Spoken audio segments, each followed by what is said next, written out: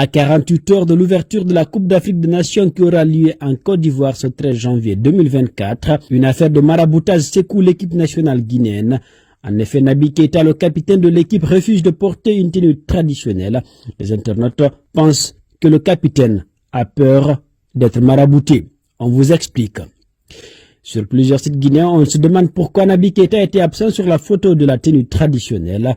Pour espacefootguinéen.com, Malik Kébé, actuel directeur général du Fonds de développement des arts et de la culture FODAC, est celui qui a offert au Sili national la tenue traditionnelle, le pied pouto, comme vous pouvez le constater sur ces images, arboré fièrement par l'équipe ce mercredi avant son départ pour la Côte d'Ivoire. Poursuivant, le média électronique explique que contrairement à ses coéquipiers, Naby Keïta, absent des photos publiées par la FEGIFOOT, Fédération guinéenne de football, a refusé de porter ce cadeau offert par son manager avec lequel il a coupé tous les ponts depuis maintenant plusieurs années.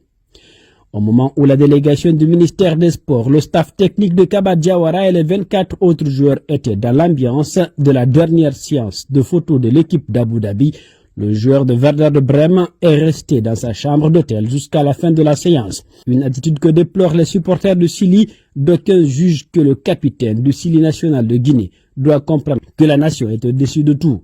Le site rappelle également que le joueur a manqué à la remise du drapeau il y a quelques semaines au pays. Au camp de Kalako, à Forêt-Caria, le président de la transition, le colonel Mamadi Doumbouya, avait remis le tricolore national au deuxième capitaine de l'équipe, Amadou Diawara. Pour bon nombre de Guinéens, Naby Keïta a bien fait de se méfier pour celui qui connaît la Guinée et ses affaires de fétichisme et de maraboutage. Bonne chance à l'équipe nationale de Guinée.